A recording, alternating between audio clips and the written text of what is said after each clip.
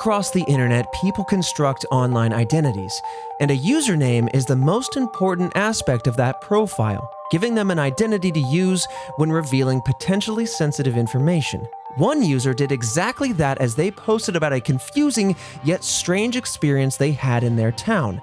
Today we discuss the story of Reddit user icemanthrowaway123. This is Red Web.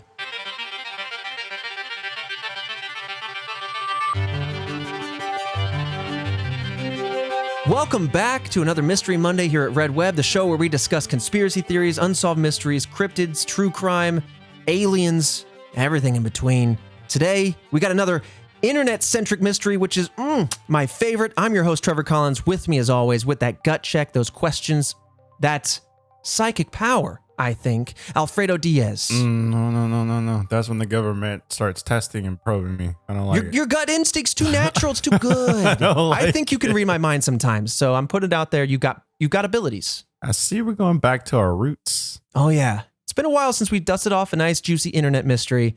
I think it's time. I think the fun thing about the internet mysteries is, one, I mean, that's like I said, the roots of Red Web. But then also, they're definitely more recent.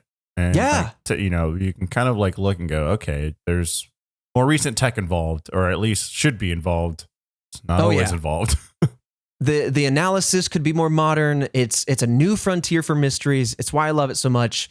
And you're right. It's where we got our start on this podcast. But this one happened only 3 years ago, essentially to the day. It was July 29th, 2019 that it went down on Reddit. So let's talk about it. On July 29th, 2019, this user, who we're going to refer to moving forward as Iceman, posted a question on the subreddit named Too Afraid to Ask. Now, typically, this subreddit is meant for embarrassing or strange questions, things that you wouldn't want to normally ask. They're not normally for questions that you're literally too afraid to ask. But here we are. Okay, here we go. So they stated that they lived in a suburb outside of a large city. Their suburb had once been a bustling main street that had many of other businesses on it, but like many other suburbs around the nation, sometimes these businesses start to go out of style and start to close their doors. In fact, in this suburb, many businesses started to shutter up and close their doors. But about after a month or so of empty businesses on the main street, Iceman claimed that 12 identical stores opened up on that very same main street. All of these stores had very similar names as well, in a format similar to Town Market or Market of Insert Town Here. Their signs also had a very similar style and font to them, and they carried the same products, typically a limited list of grocery items. Have you ever seen a store like this, Fredo? Just like a small convenience store. That's what it sounds like. Yeah, it's kind of like a convenience store. But there's like 12 of these? They're all the same? Mm-hmm. Very, very similar, formulaic. So even if, all right, but aside the fact that it's creepy as hell, that just sounds like a really bad business move. It really does.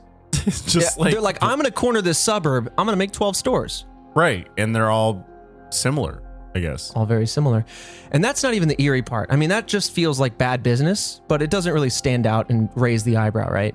That's why a lot of people glossed over this thread in the initial days. I don't know. That just sounds... That's weird to me. I mean, granted, I'm getting all the context and everything, but like, if there's 12 stores that are all from, I guess from like the same font, the same company, sure, whatever.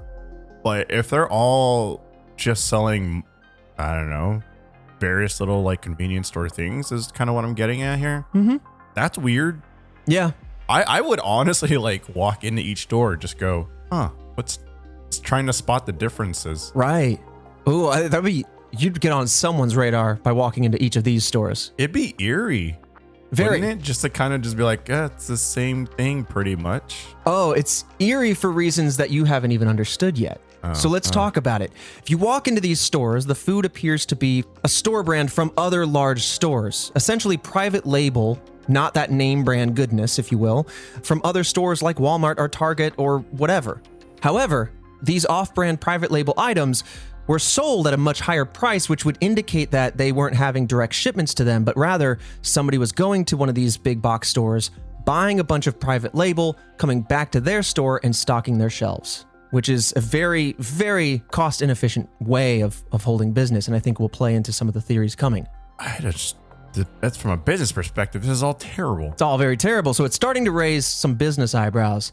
But let's raise the other eyebrow, the suspicion.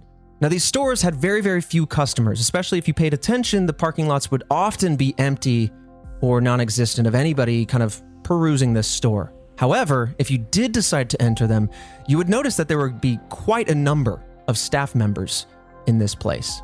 So basically, no customers, tons of staff, expensive items that they went off and manually got. Bad business. However, let me dive into it before you have a question. These employees, once you entered the store, again, according to Iceman, were very creepy in nature. They would stare at you, follow you around the store with their eyes, or sometimes they would physically follow you around the store just to kind of gather what you were doing, pretending to mess around with a shelf and items as you were actually shopping, almost like they were keeping a very close eye on anybody that came in. All right, maybe I wouldn't go to all these stores. Maybe I'd hit one, get the creepy vibes, and then just bounce. Well, one's bad sample size. You know, you can't determine that each store operates the same way. Look, I bet you they don't got anything that I can't get anywhere else. You better hit up 4 of those stores to make sure you get a good sample size. I mean, this just sounds like a place that's laundering money. Oh my God, it does. Absolutely, it does. If I was just to be like, okay, it's not paranormal or creepy, it's just a place laundering money. Yeah. The creepy people like following you around and stuff. Yeah, that's a weird way of making it really suspicious, even more suspicious. But that's like the grounded theory that I have right now. Right. This reminds me of Mattress Firm, which is a totally other conspiracy. But why are there so many mattress stores, man?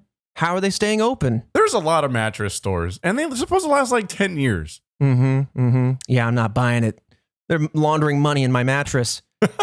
And then you just start to think about Starbucks. There's about 5 on every corner. Anyway, I digress. Those are other stories. But basically, some odd stores here. An all cookie cutter and everything. Now, when you go into these stores, much like you would expect with a small convenience store, just quick background, when you use a credit card, there's a fee associated with that. So smaller businesses that don't have as much volume tend to want you to buy a certain limit, so they're not spending high percentages on credit card fees.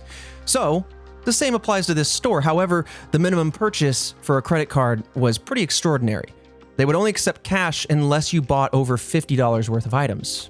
Ooh. It's hefty. Very hefty, and so it sounds like they want to stay on paper. They don't want any digital trails.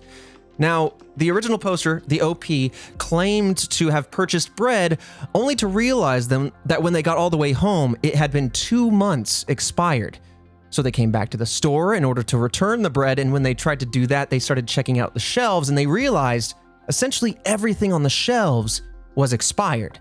This seemed like a very common trend among all these different stores, that many, if not all of them, had items that were way past their best buy and expiration dates. And Iceman ends his post and his story saying, quote, "I'm so confused. I feel like I'm in an episode of The Twilight Zone. What's probably happening here?" And that's when the comments kind of stepped in to help figure this thing out. I mean, honestly, that is just very much like a Twilight Zone episode. Is there any proof that this happened? This is so weird. That's a good question. Jillian, do you know if there's any photos of this? Because I remember living this thread and wondering the same thing, get me some photos of this situation. 3 years, was it 2019? 2019. We all got cameras on our phones. No photos. Nothing. This is it. Dang. Dag nabbit, one would say. Conveniently nothing, huh? Conveniently. That tangibility, 0. So let's talk about some of the comments and the questions that cropped up because Iceman was pretty active in the comments, responding to people and other people asking questions. So despite the strange story, many people on Reddit took this story seriously. Many actually shared their surprise at this post because I think it is such a familiar story considering the whole Mattress Firm conspiracy that's been going on for decades. But a lot of people thought that this felt so uncanny to the No Sleep subreddit, which is a subreddit dedicated to storytelling. Usually they're scary stories. And in the past, supposedly they used to be all true stories. Now it's entered a realm of original fictional stories. But just so you are aware, the theme of that subreddit is you go into the stories and when you comment, you have to act as if they are real because you don't want to subvert the storytelling power. So it's like a really engaging way to tell a story and be able to react to it in universe. It's cool. Yeah, it's kind of like a thread where everyone's just role playing in these stories. Mm-hmm. Huh. But it felt very much like a post from No Sleep, and obviously it wasn't. Another Reddit user named Jamming2 asked if all of the stores were selling expired food and had so-called creepy employees, which is a very good question to ask. Iceman responded saying that at least one store made an effort to keep their stock fresh, but despite that effort, they still had expired dairy products and things of that nature, and that all of the stores in the end seemed to have expired stock that supposedly, and I'm quoting Iceman here, refreshed every several weeks. That's as good as we have it. If this was like some highly active location for, I don't know, radiation or paranormal stuff or aliens, whatnot, I feel like they'd at least be a functional store in some sense. Like the whole thing's being expired doesn't make any sense to me. No. I mean, unless you want to have something on your shelf and then... Right, and then just not care about. I just feel like just though, to fill like, the shelves, you know? if you have the money to buy the whole like block like that, you can just throw some like. Why go after stuff that's perishable? Get a picture frame or a porcelain doll. That stuff will outlive me. Like, Right. You know, that doesn't expire. Grandma's got some. Exactly. Why a bunch of stuff that expires? Huh. Maybe they wanted a store that would look active and stocked, but wouldn't garner enough attention because there were bigger competitors in town. But if they started having tchotchkes and little knickknacks, then they might draw the attention of this quiet little suburb, you know? True. And then they're like, great, now we got to get a bookkeeper. You're buying all of our dolls. Yeah, I don't know. It's okay. All right. So somebody responded to Iceman's reply, just kind of keeping the conversation going. And they suggested that they report these stores to the health department because of all this expired food. Clearly something's going on. And Iceman responded by saying, quote, if I do something at all, it will be this. The bread, and he's describing that the one that he bought, the bread was a nasty shade of green on the inside, end quote. Which, listen, I've had my fair share of mold spots on my sandwiches, and Right. I just kind of choke it down for some extra protein, but I've never seen bread go full nasty green. No, I guess it was just like, I don't know. A lot of the bread that I see is like clear bags. Yeah. So they're also hiding the expired goods. That's true. As the conversation evolved, another Redditor came through with the name James Guy 2. And they asked Iceman if he was the only person in town to notice this or if this was something that was kind of well noted by the town. And Iceman responded that their town was largely populated by elderly people, so they, quote, don't have many people to talk to about it, end quote. Which sounds convenient. That right? does. That's the first thing I was going to say. A little convenient. I might have missed it, but how big or small is it? I mean, I'm assuming it's small. How small is this town? Well, it's, the way they described it, to keep their anonymity, right? They don't want to dox themselves, but they're saying it's a suburb outside of a large city. If it's close to a large city, I would imagine that it's not one of those like smaller towns that you'd be used to in the middle of Indiana, right? Where, you know, everyone knows everyone. And there would be a main artery of highway coming through. And so I don't know, the way they then describe their town does not seem to fit, in my mind, the natural suburb that he described earlier. Yeah, and I guess like I understand wanting to be anonymous. I just kind of feel like you'd be, unless it's that small, which I don't think it is, isn't here to be. I feel like you'd still be anonymous even if you just said where it was. Perhaps, until like Reddit gets their grips on it and they start searching every suburb for Town Mart or something, you know? True, yeah. But he kind of continued on to say, with one more detail, saying a few friends had also seen these stores. Great, thumbs up, right? However, he says that they were drunk at the time, and so nothing conspiratorial came from their discussion about these stores. Nothing stood out to them.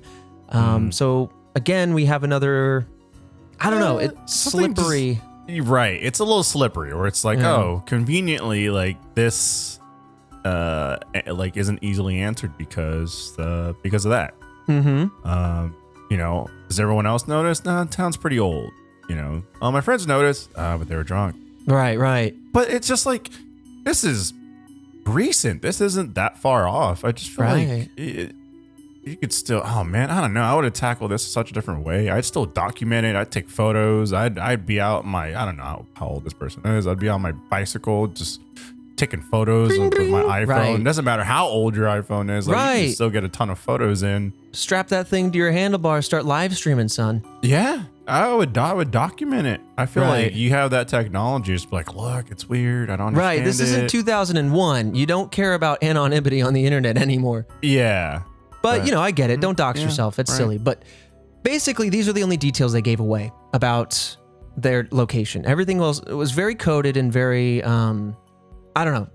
They were just very careful not to reveal their location, which I don't know if that adds to the authenticity or not.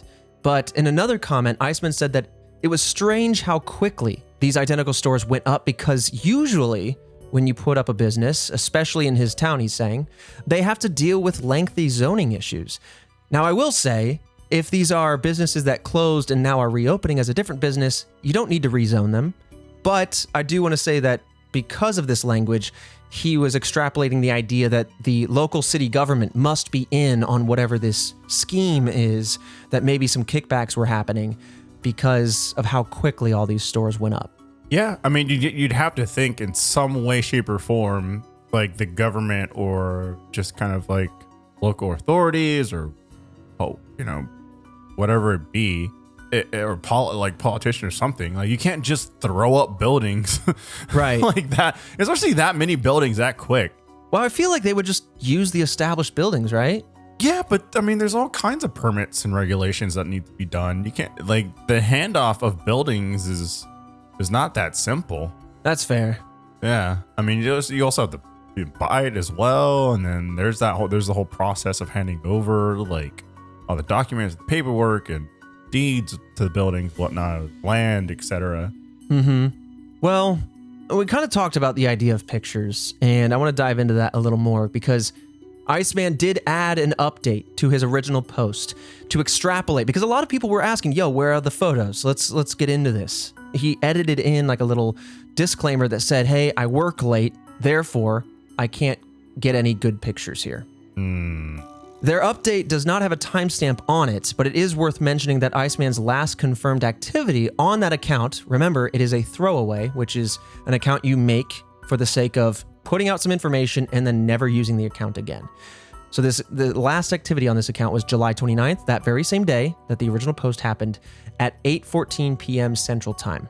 Iceman never posted again from that account, and some wonder if Iceman disappeared from Reddit due to getting caught trying to take photos of the store, or because they talked about the stores, or it could be that it was a throwaway and they just never had a password or something like that, but I don't know. So he dropped a question bomb and then fled. Oh man, I feel like so many people would just flood over to see what this place is about. Yeah, the thing is just like, oh man, I don't know, if I had something, I would be concerned. I would want people to come, like, I'd want to bring attention to this. You know what I mean? It seems so interesting that, because whether you dox your own city or not, I feel like at least some other person out there would have a shared experience if this is a common thing. And it doesn't seem like it's a common thing, so I don't know. That means to me it's either made up or it is a very interesting scheme of some sort that's going on. I feel like it'd have to be made up, just simply because of the fact that, like, I don't know. Me personally, if something weird like that was happening in my town, I would want to make it public. And I feel like this is kind of an easy way to do it. You just have a bunch of people on the internet come check it out, right?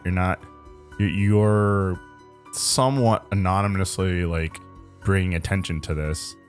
Because I don't know if they'd necessarily be checking forums and the internet, whatnot. And you know what I mean? They'd be like, and I just feel like you talk about it, you give the location, people start checking it out. I feel a little safer because then there's people here just like, hey, what's going on here? You got more meat shields. That's what I'm hearing. What? In no uncertain terms. You're people putting other checking people it on the out. front lines. There's people checking it out. Here's what I would do. I feel like 2019, you gotta have the skills, okay? You create a bot that scans towns for, if it just looks around all these different towns for businesses that have the town's name in it. So if you know it's going to be town name Mart or market of town name, just have a bot scrub through the United States and see if this is a common thing and see if you can't find these stores. You might even prove that it's a hoax. That's true. You know, if he's saying that it's the name of the town and all of these, let me go back. Let's see. Town name Mart and market of town name. Yeah. I feel like Reddit would just go absolutely nuts and still find out, like, regardless, right? Because these are actual locations. It's got to be some kind of public record or something and that people can track down. Absolutely. Well, hello there, Task Force, and welcome to the moment in the episode that I get to talk to you directly, just for a little bit of housekeeping and a little bit of suspense, too, if I'm honest. We got those theories on the way, but I just want to say thank you all so much for continuing to shout out the show and review us. We have 6,900 5-star reviews on Spotify. Phenomenal numbers. Thank you all so much. It's a free way to support the show, as well as sharing this show with another friend of yours who you think would enjoy the creepy, unnatural stories that we tell, the unsolved, the true crime. Come on, let's polish it up a little bit.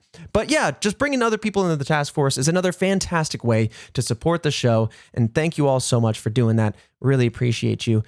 I'm really happy today that we're diving into yet another internet mystery. And then next week, we're not doing a huge thing, but we are doing a mini celebration of 100 episodes. We're finally talking at length about the Men in Black. So I'm so eager to share that one with you all. I know I've been dropping those breadcrumbs for over a year, but we're finally making it happen and celebrating 100 beautiful episodes with the task force support, allowing us to do this for more than 2 years. Really appreciate you all once again. And then on the other side of that, as just another thank you, I'm doing another internet-centric one. That one, I can't help but tease it a little bit. Have you ever used one of those sleep apps that records what goes on in the night? Have you ever had a mysterious sound that you couldn't properly explain or a voice that you couldn't identify? Well, that is what that mystery is all about. So get titillated and tantalized. Are those words? Is that English? Either way, scrub that onto your calendar and we'll see you there on August 1st. And beyond that, we got a good month cooked up. A really strong, good month. I'm so excited about the episodes to come. I also want to give a shout out to everybody who has joined Red Web Premium. It's $2.99 a month. You won't get to hear this part of the episode because it's ad-free. You also get it 24 hours early. And you support this show directly. You can do that easily by going to redwebpod.com and you can sign up for no matter where you listen to us, whether it be Apple, Spotify, Google Play, anything in between. We got you covered and you get those benefits. And if you really want to go above and beyond and get a bunch of other content, if you go to the Rooster Teeth app or roosterteeth.com for $5.99 a month, you get everything I just outlined, but for all of our podcasts, as well as a bunch of exclusive first membership shows. That's right. Sign up for First and you will be able to get all these amazing shows, including one that I ran. If you like gameplay, I did a show called Survive Block Island. We have a second run of that coming called Survive Block Island Meltdown. And it's basically a love letter to the game of Survivor, held with my good friends and cohorts down in the land of Minecraft. And it's filmed very much like a reality TV show. It's totally unscripted, and it's a big passion project of mine. And I'm so excited that it's finally seen the light of day. But with that said, let's talk about some of today's fantastic sponsors. This episode of Red Web is sponsored by HelloFresh. With HelloFresh, you get farm fresh, pre-proportioned ingredients and seasonal recipes delivered, would you know it, right to your front door. Skip all those annoying, oh man, are they annoying, trips to the grocery store and count on HelloFresh to make home cooking easy, fun, and affordable. That's why it's America's #1 meal kit. It's foolproof, it has step-by-step recipes, and that means a joyful cooking experience and a stress-free summer, because that's what the summer is all about. Plus, HelloFresh cuts back on time spent in the kitchen with meals ready to eat in about 30 minutes or less, and HelloFresh is 72% cheaper than dining at a restaurant, and it's cheaper than even going grocery shopping. So that's money back in your pocket, which these days is very important. I recently made a handful of recipes from HelloFresh, including their pork bulgogi. Oh my goodness, was that amazing to eat with my mouth. I put it in my mouth and I ate it. But seriously, every time I make a HelloFresh meal, it always tastes fantastic, and I always learn something new about cooking. And so I build my personal resume as a cuisinier, but I also make something that I can eat for dinner and have for leftovers, and it's fantastic every single time. So if you're interested, go to HelloFresh.com/RedWeb16 and use code RedWeb16 REDWEB16, and you'll get 16 free meals across 7 boxes, and you'll get 3 free gifts. Again, that's 16 free meals across 7 boxes and 3 free gifts by going to hellofresh.com/redweb16. And remember, use code redweb16 to get all that goodness. HelloFresh, America's #1 meal kit. This episode of Red Web is also sponsored by Upstart. Saying goodbye to high-interest credit card debt is one of the first steps towards financial independence, but the interest month after month can feel like you're in a never-ending hamster wheel, and that is where Upstart comes in. Upstart-powered personal loans can help you pay down high-interest debt all online with simple and easy-to-understand payment terms. Upstart has helped over 1.8 million customers on their path towards financial freedom. And whether it's paying off credit cards, consolidating that high interest debt, or simply funding personal expenses, Upstart can help you get one fixed monthly payment with a clear payoff date. Don't wait and check your rate today at upstart.com/redweb. That's upstart.com/redweb to check your rate today. And don't forget to use our URL. That'll let them know that we sent you. We get a little bit of credit, right? They're like, hey, that was Red Web. That was the task force. I see them.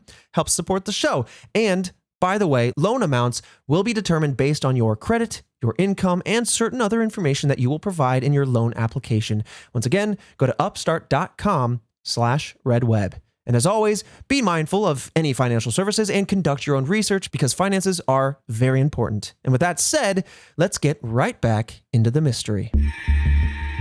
Well, let's dive into the theories. One of them being, and we're going to talk about it right out the gate, is that this is a hoax. It's probably the most obvious theory and one that many users had at the time.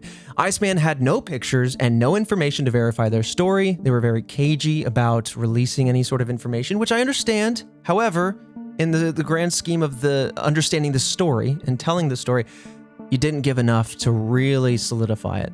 And there's no reason to believe that 12 identical stores could open at the same time, freely sell expired food, all have the same branding. I feel like that would hit some news headlines. Like someone would notice because that is a good clickable title, you know? Someone somewhere would have said something or noticed something. I feel like, I don't know. It's weird and people would notice. It's so public. It's very true. It's out on Main Street. And as we kind of talked about, this was a throwaway account, which could mean a few things. But in the sake of this being a hoax, it being a throwaway means that this person always intended to leave this account and that their disappearance from Reddit had nothing to do with this mystery, but more so a planned disappearance from this account. Usually they're helpful to conceal your identity, to detach you from your post history on your supposed main account, so that way no one can track you down. And so yes, on one hand, that could tell you that it adds validity. In this case, you know, under these circumstances, a lot of people believe that that lends itself to the hoax theory. However, despite all of that discussion about it being a throwaway, one interesting thing flies in the face of that. And that is that this account that he used, Iceman, was created 2 years prior to the post that we're talking about. And it was very active in a PC gaming subreddit to discuss PCs and building PCs and gaming and all of that sort of stuff. It was very active there. And they were even commenting on that subreddit while the story was ongoing. So it's weird. Was this like a long play to create this account and plan this story? Was it that the story was authentic? It just raises some questions, the timing of this account creation and then the disappearance happening during this story. Maybe it got more attention than they wanted. It does add some, like, at least in my eyes, a little bit of truth and weight to it when it's like an account that was up for like a couple of years, you know? And then, and then this starts popping off as opposed to like, I just made an account a month ago and here's this crazy story. That's the long game that very few have the patience for. Oh yeah. Like that, on one hand, a throwaway means to me like, oh yeah, it's not weird that you disappeared. But on the other hand, a 2-year-old account that you used heavily for months and then suddenly disappeared, like when the story came to pass, all right, maybe that mystery part is back on the table. I don't know. Man, that's what's frustrating about some of these internet mysteries is that there's only conjecture to go off of. Especially ones that are as recent as this. I mean, there's all kinds of tech. I would have found some way, somehow, snatch photos like crazy. I don't know. Like, again, Like, I would have wanted to get people involved if this is like actual thing that's happening. Like, regardless of good or bad, it's weird. And I wouldn't want to be in a small-ish location where this is happening. But there's like so many little things, like the fact that like, oh, I can't take a picture because like I work late. I mean after work, before work, doesn't need to be like, you know, the perfect lighting. It's just snag a photo if you're willing to. Right. Let's see that moldy bread in the comfort of your own place. Let's let's that see too. These stores. Like, sure, I'd still question the moldy bread, but like, I don't know. I feel like you could at least take a photo of that without doxing yourself. Right. Well, I think the idea of it being a hoax runs off of the fact that there is a lot of missing pieces to this story. As compelling as it is, one can't help but at least, even if they're a very big believer in the paranormal and the unknown and everything like that, and in conspiracies of this nature, I bet you everyone's got that hoax idea scratching the back of their mind on this one. Yeah, there's just so many little, I dare I say the word, like, excuses as to like why we can't get more context to all these things. My friend saw it, but they were drunk. Oh, I could go take a photo. Oh, but it's late. Yeah. You know, it's that. It's such a like fun little story though. Like I don't know what I would do if that's something that popped up where I was. You know, like it's not quite enough for me to be like, you know what? I'm packing up, getting out of here. I don't want to be here anymore. This is just weird. But it's not, you know what I mean? It's not like weird enough to like move. It's weird enough to feel uncomfortable like where you live. Oh yeah. Like if that happened near me, I'd be like, I don't know. I'd be on edge. Oh yeah, because then you're like, what's in the seedy underbelly of this quiet little town that I supposedly know? Like, it definitely starts to make you take a different look at your own stomping grounds. But I'd lie awake at night questioning, being a little scared. I don't know. Yeah. When are the stores coming for me? When is that moldy bread going to take me over? When am I expiring? Oddly enough, yes. Yes. All right, well, let's talk about the next theory. And I want to treat this one with respect and care because this could easily get out of hand, and I don't want anyone to feel offended by the nature of this, but there are some realities to this that I do want to address. Some people thought that perhaps Iceman was struggling with mental illness of some kind. We're not going to attempt to diagnose the person based on anything this way or that, but there are some elements here that do lend itself to discussing this topic. So with that said, I do want to talk about it. So perhaps they were anxious in the stores with the staff watching them, and under such close supervision, it could have created an air where they misinterpreted the environment and thought that these individuals were spending a little inordinate extra time on them, right? Following them, staring at them, keeping their eyes specifically on them. And it's possible that they either misread the labels or that they didn't realize how much time had passed before the food grew moldy. You know, if they bought the bread and went home and time had passed. The only wrinkle here is that OP claims, the original poster again, claims that they showed these stores to their friends. And by doing so, one would think that it would either substantiate their experiences or that it would give a counter position to give new perspective to this store, right? True. Like if they were, you know, in a mental state of like pain, I could see how you could see that stuff. And then also kind of like, I think kind of the crazy thing here is like, you're in that mental state, then you have the internet where you put together this story and the internet kind of feeds into it. Exactly. Out of curiosity. And then from there you start really diving into, I guess, kind of like just this story, this narrative that your mind is telling you. Mm-hmm. I mean, that's a good point. Regardless of the origin of their perspective on this environment, the fact is, when they go to the internet, that perspective can be substantiated or exacerbated, and it can suddenly cycle out of control. In fact, somebody else kind of spoke to this particular mystery on a different subreddit known as Unresolved Mysteries, and on that subreddit, a user named So Contemporary suggested that perhaps Iceman stumbled across an assisted living facility without really noticing it. That this assisted living facility had its own stores that would be stocked in a certain way. It could explain the high population of the elderly community members. But it would help highlight perhaps their confusion on their environment and the perspective that they were having at that time.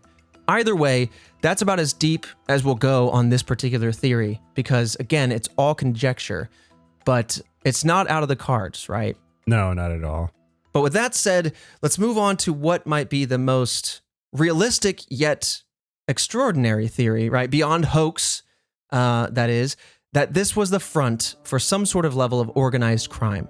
It fits very well with the conspiracy of the mattress firm and money laundering and all sorts of things, but many of the people reacting in the comments noted that there was identical stores that were all involved with the same sort of product in the same location with the same branding. It felt very much like existing conspiracies of organized crime. Some thought that this could be a front to sell drugs, perhaps human trafficking, or in other ways, laundering money.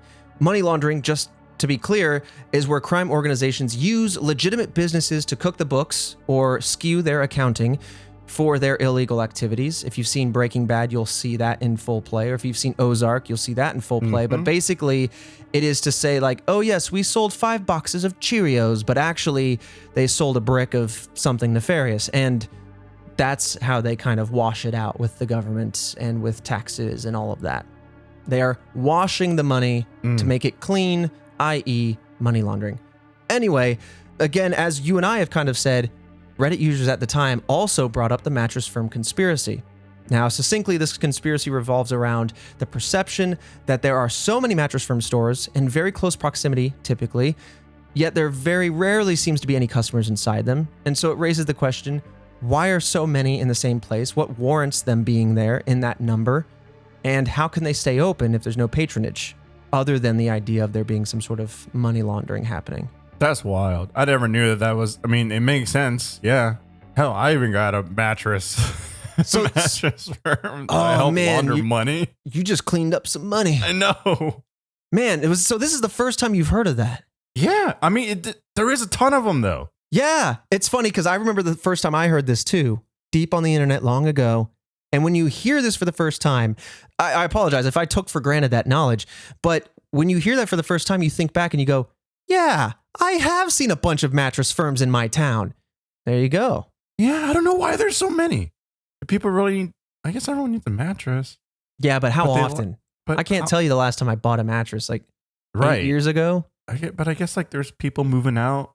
There's a lot of people. That's fair. I mean, there are a lot of people. Like moving, like, I don't know, moving locations, moving out of their parents' place. That It's not strange to trying to consider the fact justify that this. they don't have warehouses, but then instead they have a bunch of small warehouses, i.e. storefronts that operate as storefronts. But typically if you're just buying online, they could probably just ship it from your nearest mattress firm rather than consolidate down to a warehouse. But man, the cost seems like, that seems so high. Just keep, you're ready to keep these buildings up and running. You think having a warehouse would be more beneficial? true. But this comes within this organized crime money laundering thing comes a very interesting theory from the Reddit user nFear. They suggested that these stores might be committing food stamp fraud. I've never heard of this before, but it fits so perfectly. I would love to hear your thoughts. The businesses may be buying food from other stores, which is what it very much sounds like, and using government-issued food stamps or fraudulent EBT cards, and then taking those products back to their storefronts and then marking them up, converting that into cash. And so they're taking or faking even food stamps that would be issued by the government, and then turning that fake coupon, as it were, into cash. And that is deeply illegal for sure. Yeah, but I just feel like it's such a public way that they're like, why that many stores in one location? You know what I mean? Right. Like- That you're not going to be turning a lot of cash in one spot Man, it's gonna be just so many with like 12 stores. Yeah, just gonna be That's like so many that's red like flags. Like, hey, look at this illegal thing we're doing. right. That's like going to Blockbuster and saying, "Hey, I'd like 15 copies of The Little Mermaid." And you're like, "Sir, why?" Yeah, so 15 people can watch it at once, idiot. Right. Just get one TV, one copy, son. I mean, that's such like a big spotlight of like an Yeah. illegal way to do it. well, man, I mean, this guy Iceman is sitting on a money pile. If he turns this into the IRS, you get whistleblower kickbacks. Oh, Yeah, depending on the size of the crime you take down, you can get a little bit of bunts. Hell yeah, I should have done that. Maybe that's my new job, is just turning people in. They call him the narc. Just narking on anyone. Damn, just narking away. That's crazy. Nick Bot, I'm going to need some music cues. Here, swing me in. Tonight on The Narc. Yeah, that guy was stealing. He's stealing. You're just going to different places, just hoping you can catch someone to snitch on. Yeah. If they're not, if they're like dealing cash under the table, avoiding taxation. It could be like a side hustle, if anything. They call me the tax man. I just walk around with one of those accounting visors on, that green thing. Oh, no. I haven't seen those in hella long. Well, you haven't seen my show then. You gotta tune in. Right. I have not. They put it at Wednesdays at 1 p.m. when no one's watching. Right. So that's the end of the organized crime theory. And I think that has a lot of water to it, or it holds a lot of water, whatever the phrase is. Because again, Iceman mentioned that a lot of other private label, i.e. store brand items were in these stores. But to your point, filling 12 stores is not only a lot of food, would draw a lot of attention, but would also be just a spotlight for any sort of local government to go like, hold on a second, what's going on here? That's what I'm saying. How is this not like there's no way. I gotta go with the theory that it's not real. Dang. Well, let me give you the last theory, because this one's my catch-all. This one comes to us from our own researcher, Jillian. She wanted to make sure to add this one, and I subscribe. Okay, glitch in the Matrix. We've discussed this before on another episode. Glitch in the Matrix, essentially leveraging the nomenclature from the fantastic film The Matrix, and a glitch in the Matrix is essentially saying there was a glitch in our reality. A lot of stories talk about people having experiences like the Mandela effect or multiple realities where they have a memory with somebody, but when they go talk to that person, that other person does not share that memory. Like there's a deep disconnect, but both people fundamentally believe in their own position. So how it would apply here is that Iceman suddenly stumbled into an alternate reality of his own town, maybe some sort of dystopian place where everything was the same and nobody went shopping or whatever and everything was expired. And then when coming home or coming to the internet to talk about it, either blipped back to their own reality or just something. I like it's a very good catch-all, and it's very internet centric, but it's hard to say if a glitch in the Matrix is more than a story, right? Yeah, I would honestly, that'd be the most annoying thing in the world to experience. Just a glitch in the Matrix? Yeah, because you see it, it's real, and then all of a sudden it's just like boom, it like your flashback to reality, etc. I would go, man, no one gonna believe this. You go downstairs, Mrs. making some breakfast, and she's putting milk in the bowl before the cereal hits the porcelain, and you're going, hold on a second, why are you putting the milk in first? And she says, that's what we've always done. No, we don't do that. And then you have some sort of Twilight Zone zoom in onto your eyes as you freak out going, no, it's always cereal first, I know it. But that's your personal glitch in the Matrix. I would hate that. You don't know the proper portion. You don't know how much you need. And like, you could get it soggy so fast. Yeah, no, you don't put milk first. You don't. I'm going to invent a no-sog spray that you spritz onto your cereal, and it creates a hydrophobic filter on it, little layer, so that way it doesn't bog down with the sog down. That seems it's highly carcinogenic. So unnecessary. To eat a bowl of cereal. Yeah. Well, hey, don't knock it till you try it. It's only $15.99. It lasts about 2-3 bowls. God, it's so expensive. Oh, but that's it. But those are the theories around this mysterious town filled with bland store names and expired food. There's no way it's real. You don't think it's real? I don't think it's real. No. I think there is an entirely possible reality that this is a inordinately large front for fraud front. Taking non-monies, getting food with it, turning it into monies, and they're eyeballing people saying, hey, what are you doing? Are you actually buying? You shouldn't be buying. This is a weird store to be buying in, but buy it and get out, Give us cash, not credit card. We don't want your digital cash. It all works out to me. It's just such a weird way of going. Like, I feel like you'd get got. Like, I don't understand how you get away with this. Yeah. For like, for long at all. That's true. I feel like this would go down. And if it went down, there would be some headlines because it's been about 3 years and I'm not seeing headlines. Yeah, that's true. Like, if this was still happening, yeah, it'd be like 3 years. They're just getting away with having these weird stores with like, I don't know. Someone would report something. I feel like authorities, some sort of authority would drive in to grab some food or something. I don't know. I mean, if we agree with Iceman, the government's in on it. And now I'm starting to think about, all those movies, where they go up in a pizza place and it's clearly some mobsters that run the place, but they actually sell pizzas, but they also do backdoor deals. Mm. And then the government's just kind of going, yup, that's a pizza place. Maybe that's what's happening here. I don't know. Yeah, it could be like a handshake between, who knows? Maybe it's a handshake between the government and some other corporation or whatnot. They say, hey, you give us the food stamps, we'll give you some kickback. And we'll vote for you, Mayor John, get you back in powers. Just look the other way. Yeah, maybe. I don't know, man. It's weird. I don't, there's no way this is an actual thing. But yeah, that's pretty much it for Iceman Throwaway 123's Mysterious Town with mysterious stores. It's a story with a lot of holes in it, but man, is it one of those internet-centric mysteries that ignites my curiosity, and it does the same for Reddit because they've been talking about it ever since, trying to whittle out some more details. It's just, man, after 3 years, you would have hoped something would have come up. Anything, but it's the internet, just as easy as you can like jump on and start curiosity. You could disappear just as quick. Right. Like I can say right now, Alfredo Diaz, I don't like it, living in Austin, Texas, has psychic abilities, and that is now fact because it is on the internet. You're gonna like put me in a situation and then, like we're on the ground. People are just gonna last ditch effort. Fredo, use your psychic abilities, and I'm like, I don't have any. Why did you believe that, man? No. We all fail. The powers come when you least doubt them. You have to believe.